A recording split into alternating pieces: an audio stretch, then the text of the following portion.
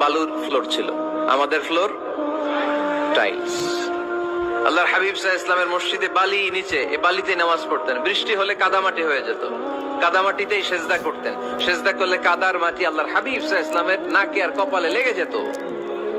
তিনি সালাম ফিরিয়ে সাহাবাদের দিকে মুখ ফিরিয়ে বসলে দেখতেন প্রতিটা সাহাবীর নাকে আর কপালে কাদার মাটি মিশে আছে। তার মানে প্রিয় নবী সাল্লাল্লাহু আলাইহি ওয়াসাল্লামের মসজিদে নববী ছিল কাঁচা, কিন্তু মুসল্লি ছিল পাকা।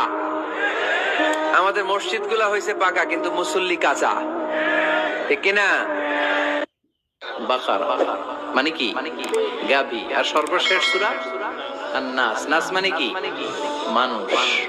আল্লাহ বুঝাতে চাইলেন তোমার মধ্যে পশুত্বের যে প্রবৃত্তি আছে, কোরআনটা শুরু থেকে পড়তে পড়তে শেষ পর্যন্ত পৌঁছালে সেটা ডিলিট হয়ে তুমি আসল মানুষ হয়ে যাবে।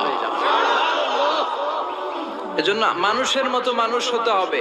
মানুষকে আল্লাহ এত কোয়ালিটি, এত ক্যাপাবিলিটি দিয়েছে, মানুষ যখন শ্রেষ্ঠ হয় সে শ্রেষ্ঠত্বে ফেরেশতাকে ছাড়িয়ে যায়।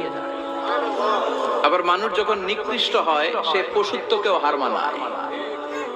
মানুষ ভালো হলে সে ফেরেশতার চেয়ে ভালো। সুবহানাল্লাহ পড়ে।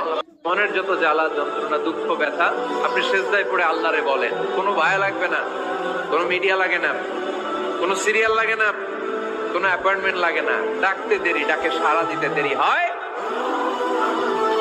তাহলে কোরআনের আলোকে আজকে আমরা জেনে গেলাম আল্লাহর কাছে যেতে হলে সেজদায় লুটিয়ে পড়তে হয়।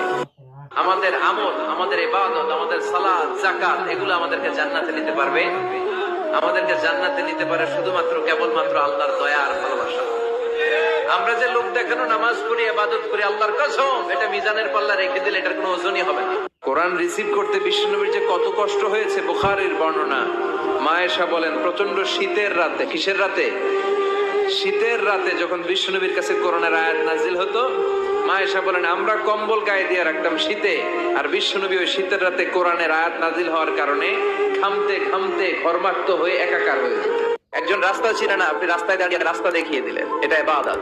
একজন অসুস্থ, আপনি তাকে ঋণ দিলেন, এটা ইবাদত।